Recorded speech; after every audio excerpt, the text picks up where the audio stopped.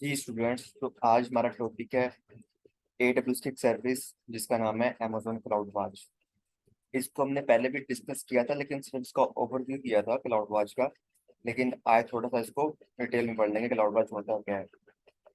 तो cloud watch क्या होता है? क्लाउड वॉच आपके पास मॉनिटरिंग सर्विस है। हमने बहुत सारी सर्विसेज पढ़ी थी, जिस तरह हमने क्लाउड ट्रेल पढ़ा था, VPC फ्लो लॉग पढ़ा था, DNS फ्लो लॉग होता है। इसी तरह हमारे पास जो है ना वो एक क्लाउड वॉच होता है।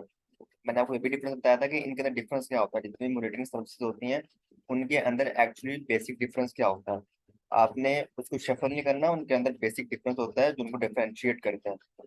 सारी मॉनिटरिंग सर्विसेज होती हैं लेकिन वो अलग अलग चीज़ों को मॉनिटर करती हैं। ठीक है, तो उसको हम आगे जाके डिस्कस करते हैं। तो यहाँ पे बता दें कि जो क्लाउड वॉच होता है वो भी आपकी मॉनिटरिंग सर्विस होती है जो आपके मैट्रिक्स को मॉनिटर करती है। जो आपके एप्लीकेशन के मैट्रिक्स होते हैं उसको एक्चुअली मॉनिटर करती है क्लाउड वॉच। ठीक है, तो यहाँ पे देखें, monitors and state monitor the state and utilization of most resources that you can manage under AWS। ठीक है, आपके standard metrics, custom metrics, alarm, notification, इन इन चीजों के लिए आपकी हेल्प करती है क्लाउड वॉच। ठीक है, तो यहाँ पे होता है क्या है कि मैं आपको बता देता हूँ। चलो उसको आगे जाके डिस्कस करते हैं कि एक्चुअली जो जितनी भी मॉडर्निंग सर्विस होती हैं उनके अंदर एक्चुअली डिफरेंस क्या होता है, बेसिक डिफरेंस।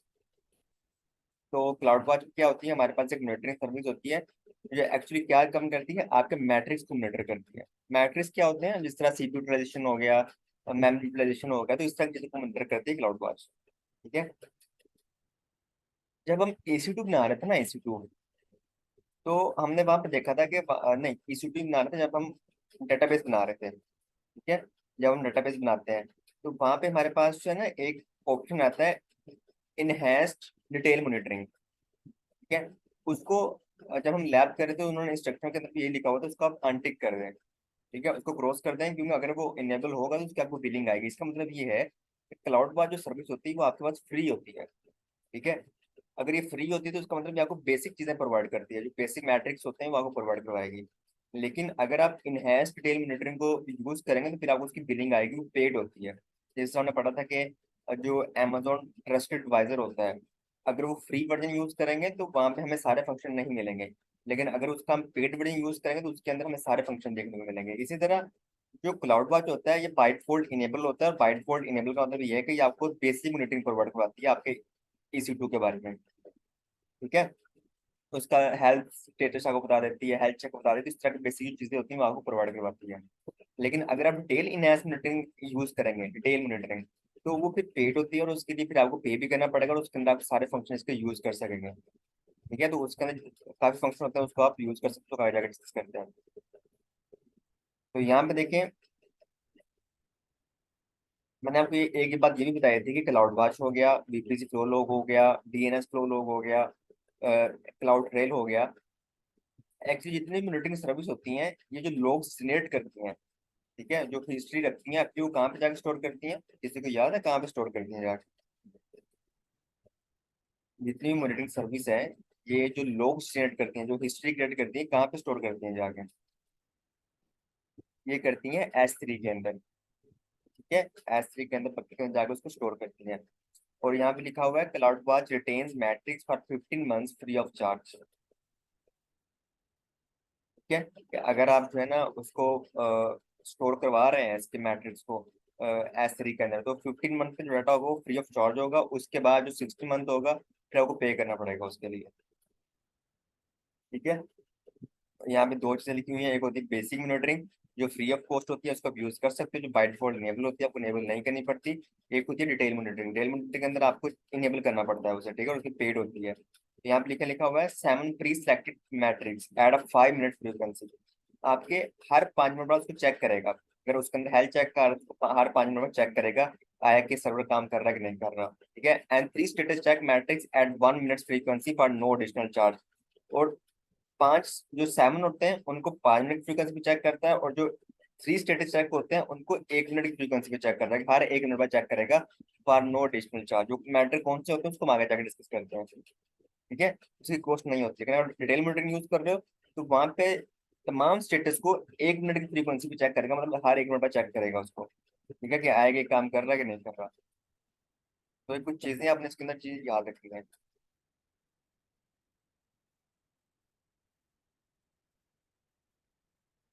क्लाउड वॉच की एग्जांपल आप किस तरह ले सकते हैं, जिस तरह फर्ज कर लें, if CPU utilisation greater than 60% for 5 minutes, तो वहां पे क्लाउड वॉच का यूज कर सकते हैं। ठीक है, तो क्लाउड वॉच क्या करेगा, क्लाउड वॉच जैसे ही आपकी सीपीयू यूटिलाइजेशन, आपके सर्वर की सीपीयू यूटिलाइजेशन 60% से इंक्रीज रहेगी फॉर 5 मिनट्स, तो आपको एक नोटिफिकेशन आ जाएगा आपके मोबाइल के ऊपर। ठीक है, तो उसके लिए यूज कर सकते हैं क्लाउड वॉच को। लोड बैलेंसर की यूज कर सकते हैं कि अगर आपके पास रिक्वेस्ट बहुत ज्यादा आ रही है, या if number of simultaneously connection greater than 10 for 5 minutes, 1 minute, तो यहाँ पे आप टाइम चेंज कर सकते हो कि अगर आप 1 मिनट से ज्यादा हो गया और आपकी मुसलसल जो रिक्वेस्ट आ रही 10 आ रही है कि सर्वर के ऊपर, तो क्लाउड वॉच इसको मॉनिटर कर सकते हो और आपको नोटिफिकेशन दे सकता है, उस बेस पे आप डिफरेंट डिसीजन ले सकते हो। RDS, if number of healthy host less than 5 और 10 मिनट्स, अगर वो 5 मिनट से कम है और 10 मिनट तक जा रहे हैं, और उसके लिए भी आप क्लाउड वॉच का यूज कर सकते हैं। आपको इससे होगा क्योंकि आप इससे आपको नोटिफिकेशन आ जाएगा। ठीक है, आपको नोटिफिकेशन आएगा और वहां पे फिर आप उसके अगेंस्ट जो भी आपने डिसीजन लेना है, जो भी आपने स्केलिंग करनी है, लोड बैलेंसिंग करनी है, वो इजीली आप कर सकते हैं।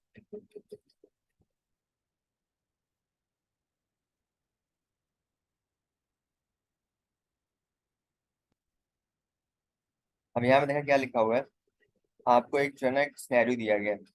ये क्लाउड वॉच है, एक सर्विस जो हम यूज कर रहे हैं, मॉनिटरिंग सर्विस एडब्ल्यूएस के अंदर। और यहाँ पे देखें कि अलार्म जनरेट होगा यहाँ पे आपके पास। ठीक है, अलार्म जनरेट का मतलब होता है कि आपको नोटिफिकेशन मिल जाएगा। तो किस सूरत में होगा, वो इन में से कोई भी सिनेरियो हो सकता है कि अगर आप EC2 हो गया, वो स्टॉप हो गया, EC2 टर्मिनेट हो गया, रीबूट हो गया, ठीक है, तो उसके लिए आपको नोटिफिकेशन आ जाएगा। या अगर आपके स्केलिंग ग्रुप इंक्रीज हुआ या डिक्रीज हुआ, तो आपको नोटिफिकेशन आ जाएगा। या अगर आप कोई सर्विस, क्यू सर्विस आप यूज कर रहे हैं, तो उसके लिए जो नोटिफिकेशन आ सकता है। तो डिफरेंट पर्पज है कि जब भी कोई इवेंट हैपन होता है, ठीक है, यहाँ पे हम इवेंट की बात करते हैं, यहाँ पे एक्टिविटी की बात नहीं कर रहे हम।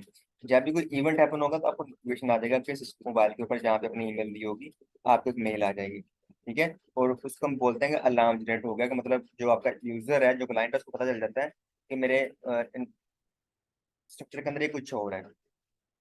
ठीक है, जैसे कोई इवेंट हैपन होगा, तो क्लाउड वॉच एक अलार्म जनरेट कर देगा। वो अलार्म जनरेट किस तरह होता है कि वहां पे आप अपनी ईमेल डाल दो और आपको फौरन से नोटिफिकेशन आ जाता है उस मेल के ऊपर।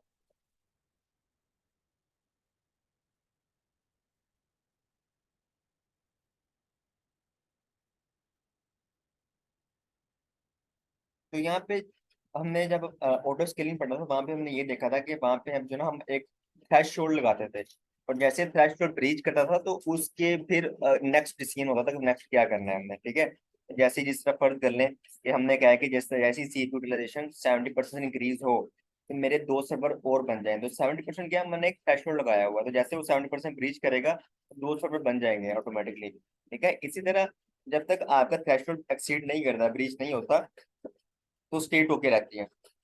लेकिन जैसे थ्रेशोल्ड आपका एक्सीड करता है उस लिमिट से, तो आपका अलार्म जनरेट होता है। ठीक है, और अलार्म आपको मिलता है, आपके आपको नोटिफिकेशन आता है, और आप उस बेस पे कोई भी डिसीजन ले सकते हैं।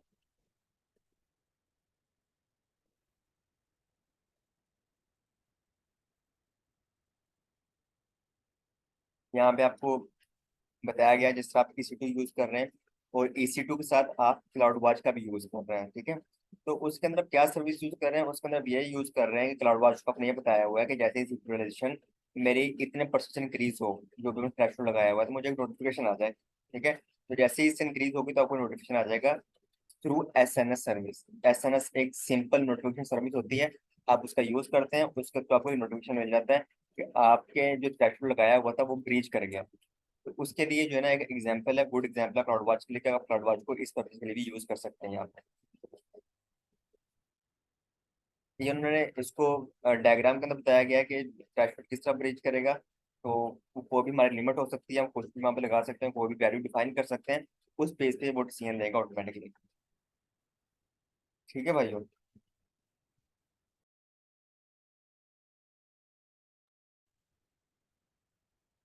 तो अगर आप क्लाउड वॉच को यूज कर रहे हो ना, क्लाउड वॉच से क्या होता है, क्लाउड वॉच जो है ना आपको कुछ इस तरह स्पाइक्स भी दिखा रहा होता है। ठीक है, उसका एक डैशबोर्ड होता है, अलग से डैशबोर्ड होता है, यहाँ पे देखें क्लाउड वॉच का जहाँ पे आपको तमाम चीजें बता रहा होता है कि आपने थ्रेशोल्ड कितना लगाया हुआ है, और जो है ना वहाँ पे स्पार्क्स किस तरह आ रहे हैं, ट्रैफिक किस तरह आ रही है, और आपका थ्रेशोल्ड ब्रीच हो रहा है कि नहीं हो रहा। तो आपको जो है ना ग्राफिकली चीजों को शो कर रहा होता है अपने डैशबोर्ड के ऊपर। तो उसका अपना डैशबोर्ड होता है, आप उसको भी यहाँ पे यूज कर सकते हैं। जिस तरह हम EC2 को यूज करते हैं ना, तो EC2 को जब हम क्लिक करते हैं, जब हमारा सर्वर बना होता है EC2, तो उसके जैसे लेफ्ट बॉक्स पे हम क्लिक करते हैं, नीचे उसकी डिटेल आ जाती है। तो वहाँ पे एक ऑप्शन होता है मैट्रिक्स का, तो उस पर आप क्लिक करेंगे तो आपको नजर आ जाएगा वहाँ पे हमें उसकी CPU utilisation, memory utilisation, traffic जो आ रही है उसके ऊपर, वो हमें इस तरह ग्राफिकल वे में हमें शो कर रहा होता है। तो इससे ये होता है कि उसको आइडेंटिफाई करना, चीज़ों को अंडरस्टैंड करना हमारे लिए थोड़ा ईजी हो जाता है।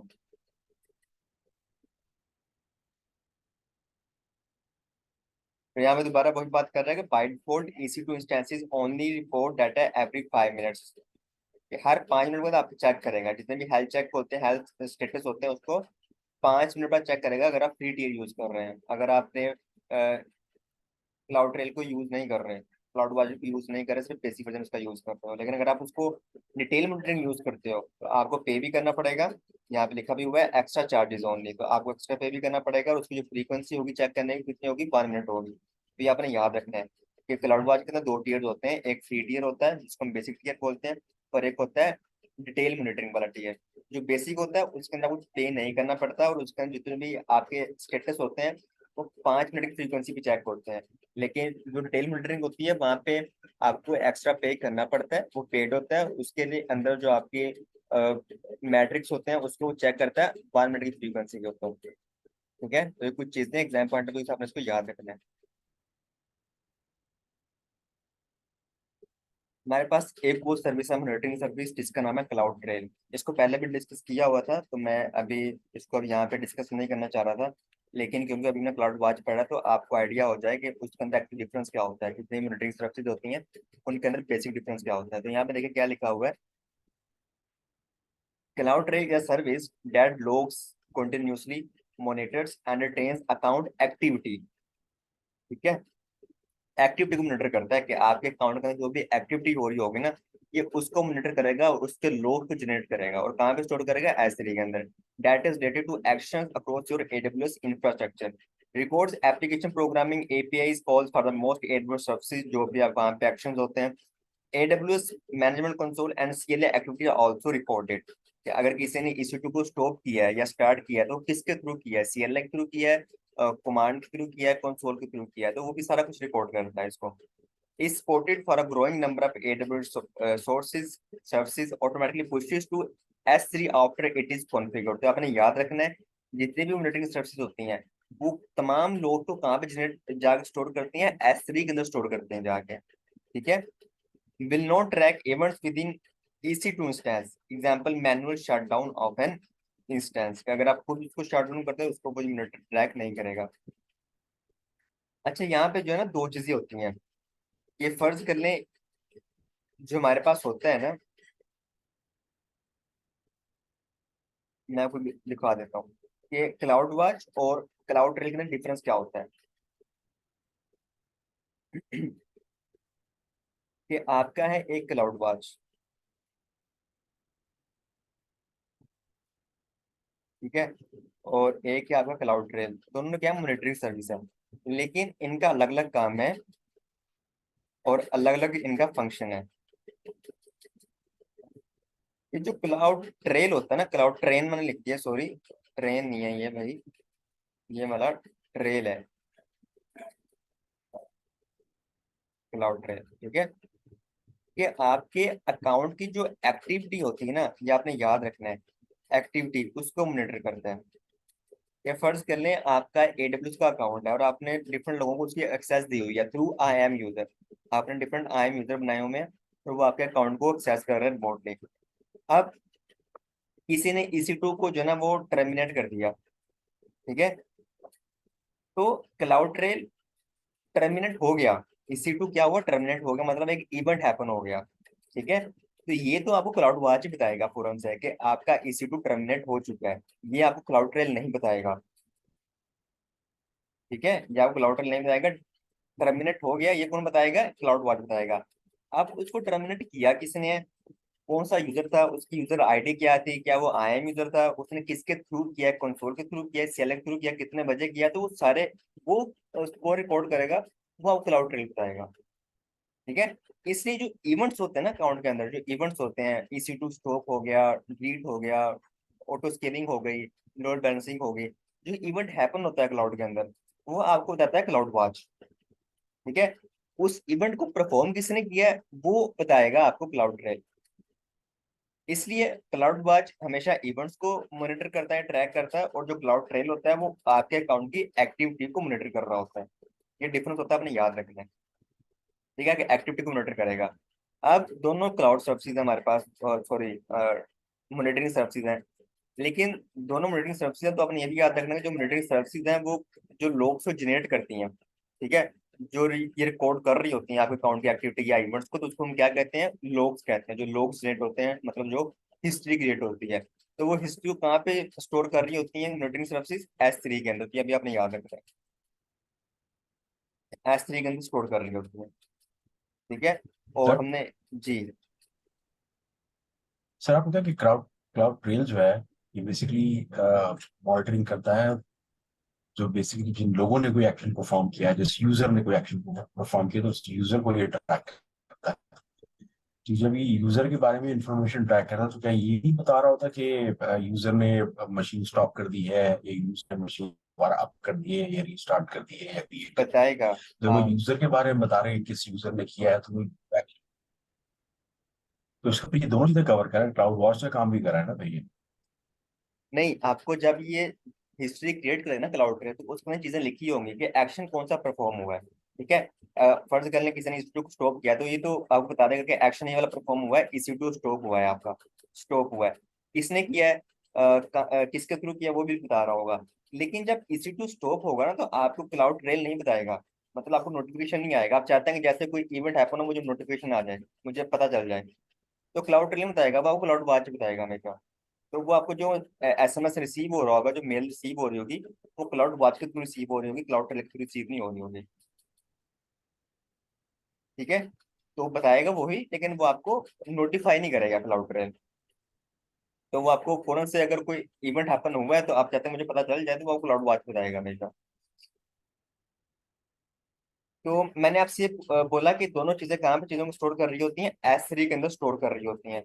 अब अगर मैं ये पूछूं कि स्टोर तो कर रही होती हैं, अभी हमने पढ़ा है कि जो क्लाउड ट्रेल होता है, ये 15 मंथ का डाटा होता है ना, वो स्टोर करता है S3 के अंदर, free of charge, free of cost. ठीक है। उसके बाद जो डाटा होगा उसके अंदर आपको कॉस्ट पड़ेगी। अगर 15 मंथ का डाटा पड़ा हुआ है, तो आपको उसकी कोई कॉस्ट नहीं पड़ेगी। लेकिन अगर आप 60 मंथ में दाखिल हो गए हैं, 60 मंथ कंप्लीट हो गए, तो आपको 1 मंथ का पे करना पड़ेगा। ठीक है।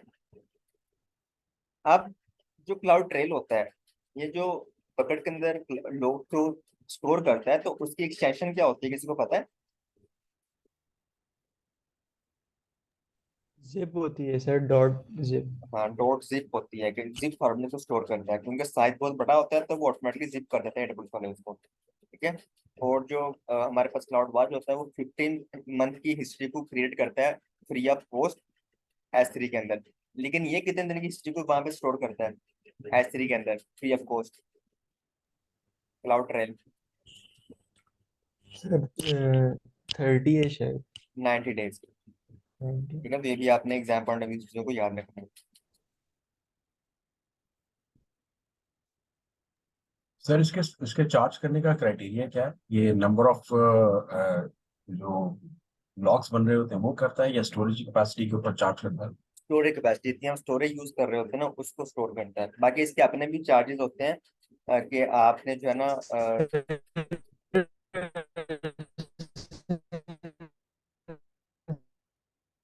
सर हारून दोबारा बोलें। इसको पहले मतलब पे करना पड़ेगा, इनको एक्टिव करना पड़ेगा, उसके बाद एक एक्शन परफॉर्म हो गया, उसके बाद आप क्लाउड ट्रेल ओपन करोगे।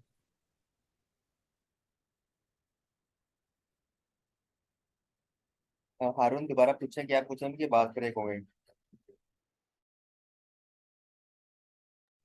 सर मैं पूछ रहा था, मैंने कहा कि जो सर्विसेज है क्लाउड ट्रेल और क्लाउड वॉच जो है, ये हम मतलब पहले से एक्टिव करनी पड़ती है ना, इनके लिए पहले से पे करना पड़ता है तब जाके हमें ऑब्वियसली ये एंट्री।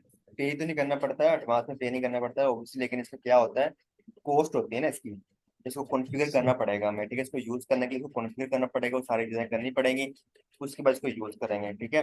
तो इनकी अपनी भी थोड़ी बहुत कॉस्ट होती है, लेकिन जो ऑब्वियसली अगर आप इसके साथ S3 को यूज कर रहे हैं स्टोर करवाने के लिए, तो आपको फिर S3 का जितनी स्टोरेज आप यूज कर रहे हैं उसका भी आपको पे करना पड़ेगा, ठीक है। तो इनकी बहुत ज्यादा कॉस्ट नहीं होती है, इनकी थोड़ी सी क्लाउड ट्रेल की थोड़ी सी कॉस्ट होती है, बट एक्चुअली जब स्टोरेज यूज कर रहे होते हैं उसको फिर आपको पे करना पड़ेगा।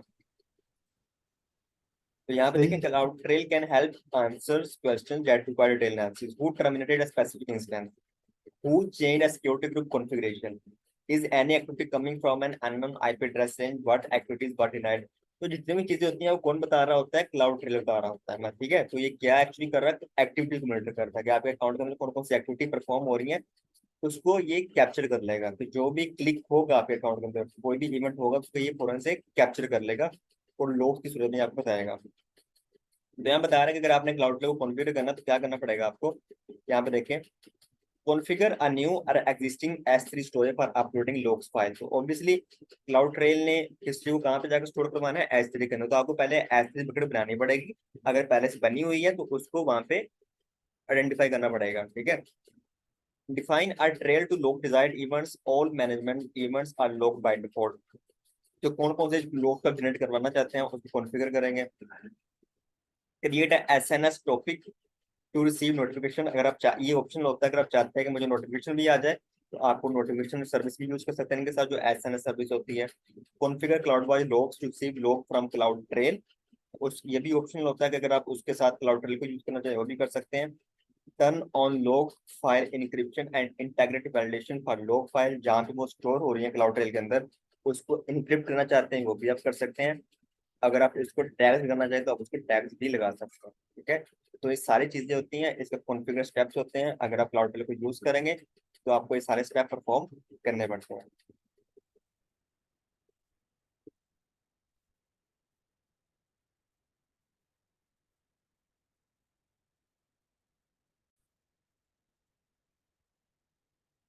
तो कुछ इस तरह का आपको जो फॉर्मेट होता है ना उसका, वो जैसन फॉर्मेट होता है, ये अपने याद रखना है कि जो आपके लोग रेट होते हैं वो किस फॉर्मेट में स्टोर कर रहा होता है, जैसन फॉर्मेट में उसको स्टोर कर रहा होता है, ठीक है।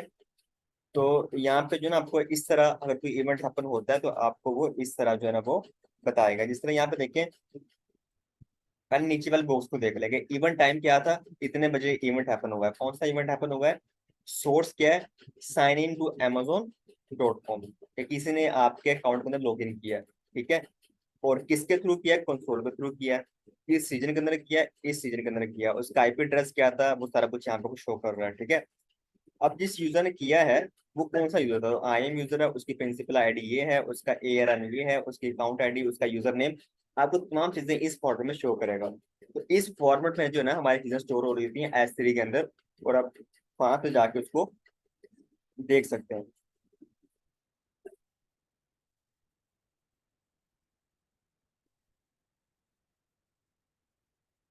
ठीक है। तो ये कुछ चीजें थी हमारे पास क्लाउड ट्रेल की, जिसको हमने डिस्कस कर लिया, और हमने ये भी देख लिया कि क्लाउड ट्रेल और एक्चुअली क्लाउड वॉच के अंदर डिफरेंस क्या होता है। तो यहाँ तक क्लियर है आपको। नेक्स्ट सर्विस है जी हमारी AWS service integration with Amazon Athena. एक सर्विस होती है AWS की Amazon अथीना, इसको पढ़ लेते हैं कि क्या काम करता है, ठीक है।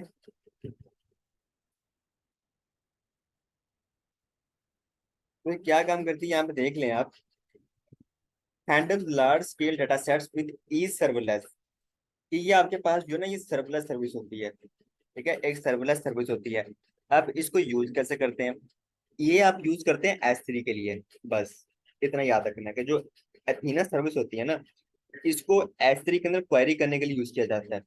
S3 के अंदर डाटा आपने सर्च करना है, तो डाटा को आपने क्वेरी करनी है S3 के अंदर, जिस तरह डाटाबेस के अंदर कोई कमांड चलाते हैं, ठीक है। जिस तरह हमने रिलेशनल डाटाबेस की हमने लैब्स की थी, तो वहां पे हमने क्या किया था कि अगर हमें कोई स्पेसिफिक रो, कोई स्पेसिफिक कॉलम, कोई स्पेसिफिक डाटा चाहिए, तो वहां पे हम SQL कमांड चलाते थे, ठीक है। और फिर उसके बदले में हमें वो स्पेसिफिक इंफॉर्मेशन रिट्रीव होती थी। इसी तरह अथीना आपके पास सर्विस होती है, एक सर्वरलेस सर्विस है, भी अपने याद रखना है, एक सर्वरलेस सर्विस है कि इसको आप यूज कर सकते हैं कि अगर आप S3 के अंदर बहुत ज्यादा आपका डाटा स्टोर है और आपको स्पेसिफिक इन्फॉर्मेशन चाहिए, तो अब एथीना को S3 के अंदर क्वेरी करने के लिए यूज कर सकते हैं। ठीक है, तो पे for the queries that you run, जितनी दफा आप क्वेरी करोगे उतनी दफा आपको उतना ही पे करना पड़ेगा आपको। तो इसके लिए इसको हम यूज करते हैं, तो इसका आपने याद रखना है। तो यहाँ पे देखें इसको हम यूज किस तरह करते हैं। Create an Amazon storage service bucket and load data into it. ठीक है, कि हम एक स्टोरेज बनाते हैं, एक बकेट बनाते हैं और उसके अंदर डाटा को स्टोर करवाते हैं। अब वो डाटा आ कहाँ से रहा है, ये बात है। वो डाटा आपका क्लाउड ट्रेल से भी आ रहा होगा। ठीक है, हो सकता है वो डीएनएस फ्लो लॉग से आ रहा हो, VPC फ्लो लॉग से आ रहा हो, क्लाउड वास से आ रहा हो, क्योंकि हमने बताया है कि जितनी मॉनिटरिंग सर्विस होती है वो कहाँ पे डाटा को स्टोर करती हैं, S3 के अंदर स्टोर करती हैं। तो डिफरेंट सोर्स से आपका डाटा आ सकता है S3 के अंदर। Alternately have an existing bucket with data already in it, अगर पहले से बकेट बनी हुई है तो ठीक है। Define the schema that describe the data structure, वहां पे डाटा स्ट्रक्चर को डिफाइन करते हैं, स्कीमा डिफाइन करते हैं। ये एक्चुअली हम कर क्या रहे हैं, ये हम कर रहे हैं अथीना को कॉन्फ़िगर कर रहे हैं, जो Amazon अथीना सर्विस है उसको कॉन्फ़िगर करने के स्टेप है। ठीक है, उसको डिफाइन करते हैं उसके अंदर, और फिर उसके अंदर जाके ना वो क्वेरी करते हैं। तो वो क्वेरी किस लैंग्वेज में करते हैं, एसक्यूएल लैंग्वेज में करते हैं, हमने याद रखना बहुत इंपॉर्टेंट है। अथीना को यूज करते हुए S3 के अंदर क्वेरी हम काम कैसे करते हैं, एसक्यूएल लैंग्वेज के अंदर करते हैं, सेम लाइक जिस तरह हम डेटाबेस के अंदर किया करते थे। ठीक है, तो हमने ये पढ़ा था कि जब भी हम S3 के अंदर कोई हम डाटा स्टोर करेंगे तो उसको हम किसके थ्रू एक्सेस कर सकते हैं, उसको हम ब्राउजर थ्रू एक्सेस कर सकते हैं। ठीक है, थ्रू HTTPS कर सकते हैं। लेकिन कुछ चीजें होती हैं कि आप उनको ओवर द इंटरनेट एक्सेस नहीं करना चाहते। ठीक है, तो उसके लिए जिस तरह फ्लो लॉग्स होते हैं, VPC फ्लो, जिस तरह लॉग्स जनरेट हो रहे होते हैं S3 के अंदर, तो उनको फैच करने के लिए या उनको रिट्रीव करने के लिए फिर हम किस सर्विस का यूज करेंगे, उनको रिट्रीव करने के लिए हम Amazon अथीना का यूज करेंगे। अथीना क्या काम करेगा, अथीना आपके लिए क्वेरी का काम करेगा। इसको यूज करते हुए आप S3 के अंदर इजीली क्वेरी कर सकते हो, डाटा को सर्च कर सकते हो, कोई स्पेसिफिक डाटा है आपका उसको सर्च कर सकते हो। किसके थ्रू, एसक्यूएल लैंग्वेज के थ्रू। तो यहाँ पे जो आपके पास एसक्यूएल कमांड होती है उसका सपोर्ट दिया जाता है आपको। तो यहाँ पे एसक्यूएल क्वेरी होती है, बहुत इंपॉर्टेंट, आपने याद रखना है।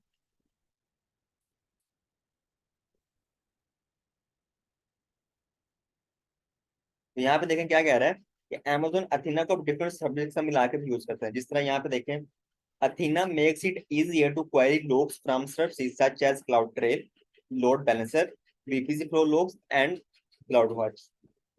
ठीक है, तो ये सर्विसेज होती हैं, यहाँ हम इनके साथ मिला के क्यों यूज कर सकते हैं, क्योंकि ये जो सर्विसेज हैं ये लोग तो कहाँ पे जाके स्टोर करेंगे, S3 के अंदर जाके स्टोर करेंगे। और एथीना को हम किसके लिए यूज कर सकते हैं, S3 के लिए यूज करते हैं। इसलिए आप यहाँ से क्लाउड ट्रेल का आपने लोग सर्च करने हैं, आपने लोड बैलेंसर के लोग सर्च करने हैं, लोग के लोग सर्च करने हैं, आपने कोई भी लोग आप हो सकते हैं, उसके लिए सर्च करने के लिए S3 के अंदर आप अथीना का यूज कर सकते हैं। ठीक है, और एथेना को बनाने के लिए, इसको यूज करने के लिए आपको कोई भी सर्वर नहीं बनाना पड़ता, सर्वर मैनेज नहीं करना पड़ता है। ये आपके पास एक सर्वरलेस सर्विस होती है जो आपको एसक्यूएल लाइन पे सपोर्ट करती है।